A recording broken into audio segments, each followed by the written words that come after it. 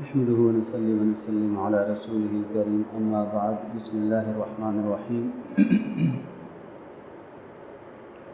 من سلك طريقا يطلب فيه علما سلك الله به طريقا من طرق الجنة أو كما قال عليه الصلاة والسلام۔ ارشاد فرمایا کہ جو شخص علم کی تلاش میں علم حاصل کرنے کے لیے کسی راستے پر چلتا ہے تو اللہ رب العزت اس کی وجہ سے اس کو جنت کے راستوں میں سے کسی راستے پر چلا دیتا ہے۔ علم کی تلاش میں چلنا جنت کے راستوں پر چلنے کی طرح ہے، اور علم وہ روشنی ہے جس سے انسان کا ظاہر اور باطن منور ہوتا ہے۔ علم وہ راستہ ہے جو اللہ تعالیٰ کی مرضی تک پہنچاتا ہے۔ علم ہی ہے جس کا حکم ہے کہ تم والدہ کی گود سے قبر تک علم کی تلاش کرتے رہو۔ علم ہی وہ وراثت ہے جو مومن کی گم شدہ میراث قرار دیا گیا ہے، اور علم ہی انبیاء کرام علیہ السلام کی وراثت ہے۔ سیدنا حضرت ابو ہریرہ رضی اللہ تعالی عنہ بازار میں جا کر اعلان کرتے ہیں کہ بازار والوں، اے دکانداروں، اے تاجروں، تم یہاں کن کاموں میں لگے ہوئے ہو؟ دنیا کی دولت اکٹھی کر رہے ہو؟ وہاں جا کر دیکھو مسجد میں تو رسول کائنات صلی اللہ علیہ وسلم کی وراثت تقسیم ہو رہی ہے۔ لوگ دوڑ پڑے، مسجد جا کے دیکھا تو کوئی چیز تقسیم نہیں ہو رہی تھی۔ واپس جا کر کہا کہ ابو ہریرہ، تم نے تو کہا کہ حضور کی وراثت تقسیم ہو رہی ہے، وہاں تو نہ درہم ہے، نہ دینار ہے، نہ روپیہ ہے، نہ پیسہ ہے آج کی زبان میں۔ تو فرمایا کہ مسجد میں تم نے کیا دیکھا؟ تو عرض کیا کہ مسجد میں دیکھا صرف چند لوگ بیٹھے ہیں اور کچھ پڑھنا پڑھانا چل رہا ہے، قرآن حدیث دین کی باتیں سیکھ رہے ہیں، سکھا رہے ہیں۔ تو فرمایا کہ اصل اللہ کے نبی کی وراثت روپیہ پیسہ نہیں ہوا کرتی۔ کسی نبی کی وراثت روپیہ پیسہ نہیں ہے، جائیداد نبی وراثت میں نہیں چھوڑتا۔ ہر نبی وراثت میں علم وحی کا علم چھوڑ کے جاتا ہے، اور جو مسجد میں جو قرآن اور حدیث کی تعلیم ہو رہی ہے حقیقت میں یہی سرور کائنات صلی اللہ علیہ وسلم کی وراثت ہے۔ اور یہ وراثت جو جتنی چاہے حاصل کر لے، یہ دنیا کی وراثت سے بہت زیادہ ہے۔ لوگ دنیا کی وراثت لینے کے لیے کیا کچھ نہیں کرتے۔ جائیے جا کر دیکھ لیجئے دینی اداروں کے دارالافتاؤں کے فتوے اٹھا کر، کتنے فتوے استفتاء ہیں وراثت کے جھگڑوں کے بارے میں۔ عدالتوں اور کچہریوں کا ریکارڈ چیک کر لیجئے کہ کتنے دعوے ہیں، کتنے کیسز ہیں آج وراثت کی وجہ سے چل رہے ہیں۔ انسان دنیا کی وراثت، دنیا کے روپے پیسے کے لیے، وراثت کے لیے لینے کے لیے کیا کچھ کرتا ہے، لیکن کتنے خوش نصیب ایسے ہیں جنہیں اللہ کے نبی صلی اللہ علیہ وسلم کی وراثت لینے کا بھی شوق ہے، جن کے پاس اتنا وقت ہے، اتنی فرصت ہے، اتنی توجہ ہے کہ وہ اللہ کے نبی کی وراثت کو بھی حاصل کرنے کے لیے قدم اٹھا سکیں۔ صحابہ کرام کے اندر ہمیں امیر بھی ملتے ہیں، حضرت عبد الرحمن بن عوف جیسے، حضرت عثمان غنی جیسے رضی اللہ عنہ، رئیس ہیں، عرب کے رئیس لوگ ہیں، وہ بھی ملتے ہیں دین کے طالبوں میں۔ اور حضرت ابو ہریرہ اور بلال حبشی جیسے خاقہ کش درویش بھی ملتے ہیں۔ حضرت سلمان فارسی جیسے بوڑھے بھی ملتے ہیں، 250 سال کی عمر میں آپ کا انتقال ہوتا ہے۔ ایسے ضعیف بھی ملتے ہیں، اور معصوم بچے بھی، حضرت عبداللہ ابن مسعود، حضرت حسن حسین، حضرت علی رضی اللہ عنہ، یہ بچے ہی تھے جو دین کی تعلیم میں لگے ہیں۔ تو بچے بھی ملیں گے، بوڑھے بھی ملیں گے، جوان بھی ملیں گے، امیر بھی ملیں گے، غریب بھی ملیں گے، ملازمت کرنے والے بھی ملیں گے، اور تاجر برادری بھی ملے گی۔ یہ سارے مل بیٹھ کر، عرب، عجم، حبشی، رومی، فارسی، سارے مل بیٹھ کے اللہ کے نبی کے پاس ان کی وراثت کو حاصل کیا کرتے تھے۔ حضرت عمر رضی اللہ عنہ نے اپنے جس صحابی دوست کے ساتھ پارٹنرشپ کی ہوئی تھی، یہ پارٹنرشپ دونوں طرح کی تھی، ان کی باریاں مقرر تھی۔ حضرت عمر بن خطاب اسلام کے دوسرے بڑے خلیفہ، ان کا جو پارٹنر تھا، شریک تھا، ان دونوں کی شراکت علم نبوت میں بھی تھی اور دنیا کی تجارت میں بھی تھی۔ دونوں نے ایک ایک دن مقرر کیا ہوا تھا۔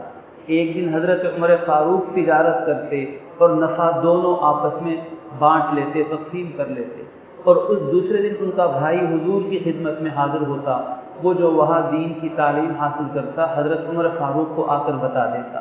اس طرح دونوں نے ایک ایک دن باری کا مقرر کیا ہوا تھا۔ خواتین نے آ کر شکوہ کیا، اللہ کے نبی صلی اللہ علیہ وسلم آپ تو سارا وقت مردوں کو دے دیتے ہیں، مرد آپ کی وراثت، آپ کا علم نبوت حاصل کرتے، ہم عورتیں محروم رہ گئی۔ خواتین نے آ کے گزارش کی تو رحمت کائنات صلی اللہ علیہ وسلم نے خواتین کے لیے ایک دن تعلیم کا مقرر فرما دیا، پھر آپ پردے میں خواتین کو تعلیم عطا فرماتے تھے۔ تو یہ علم ہے جس سے آج امت مسلمہ محروم چلی آ رہی ہے۔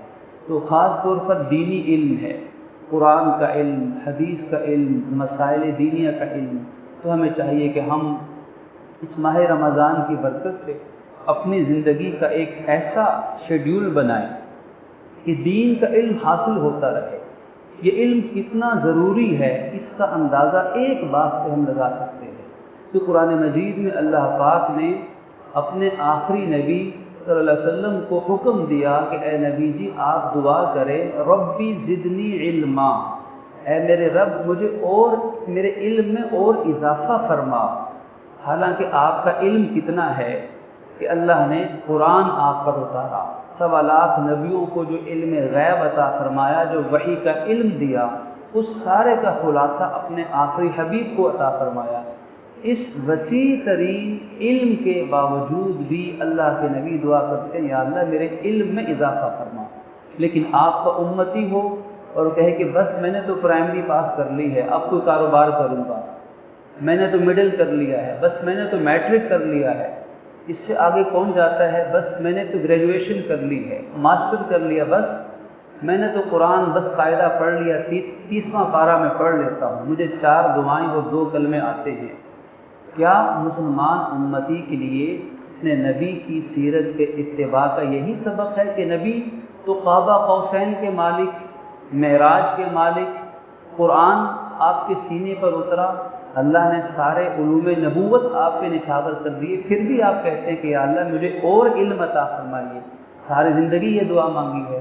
تو اسی لیے صحابہ کرام کی تعلیم میں یہ بات اللہ کے نبی نے بٹھا دی تھی، ان کے دل و دماغ میں پیوست کر دی تھی۔ اسی لیے بوڑھے صحابہ کرام بھی، عمر رسیدہ، ضعیف اور کمزور صحابہ کرام بھی دین کا علم حاصل کرنے میں کبھی شرماتے نہیں تھے، کبھی جھجکتے نہیں تھے۔ بچوں سے لے کر بوڑھے تک سب علم کی تلاش میں لگے رہتے تھے، جس کو جتنا موقع ملتا تھا۔ تو آج ہم جس دور سے گزر رہے ہیں، اس دور میں دین کے علم کو سیکھنے کی اہمیت کہیں زیادہ ہو چکی ہوئی ہے، کیونکہ دین کا علم اب نایاب ہے۔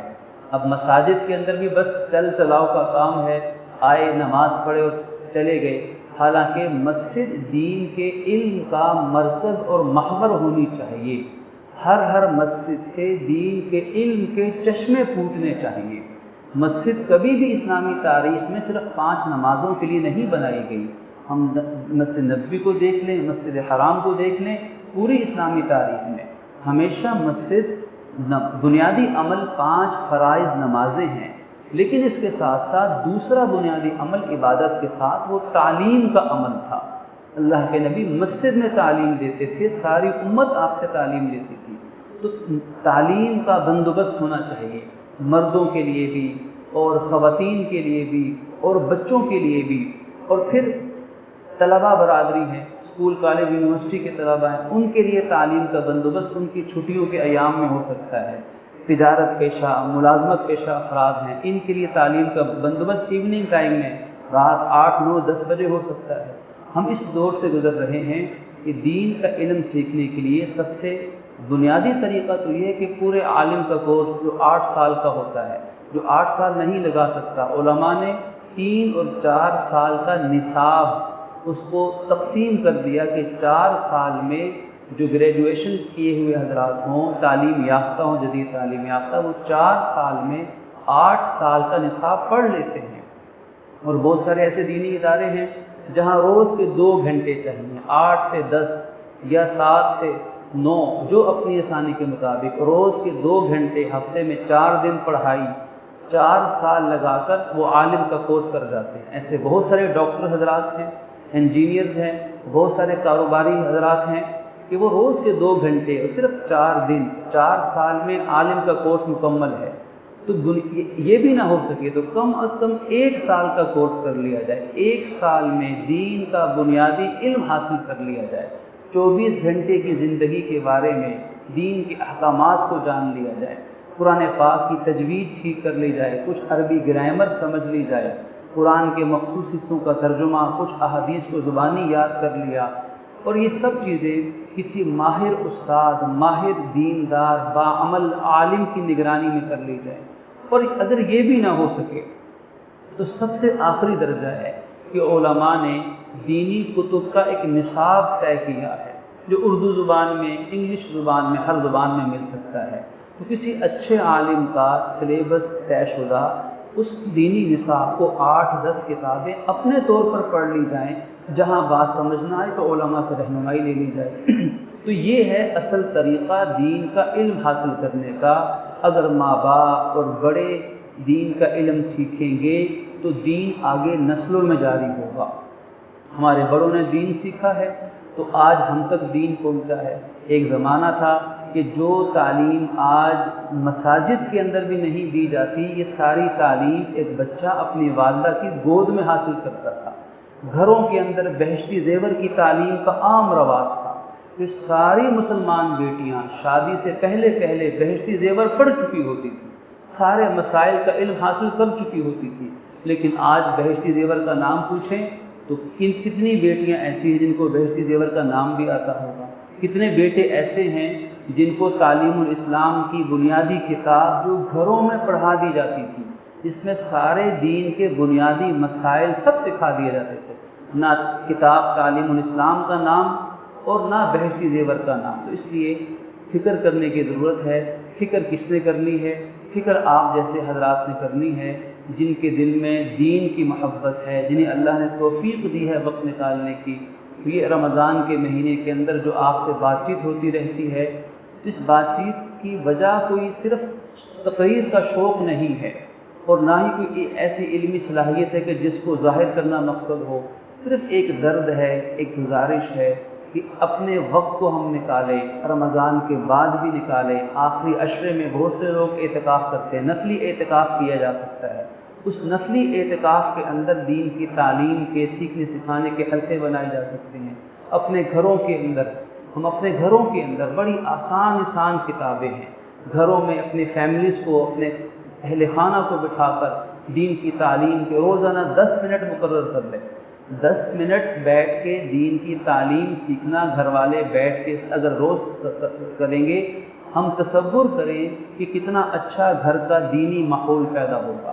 وہ بیٹیاں، وہ بچے جن کو ماں باپ اپنی نگرانی میں دین کی تعلیم سکھائیں گے، تو ہمیں یقین رکھنا چاہیے کہ ہم صرف ان بچوں کو تعلیم نہیں دے رہے، اپنی نسلوں تک دین پہنچا رہے ہیں۔ وہ معصوم بچے جو ہمارے گھروں میں اللہ کی امانت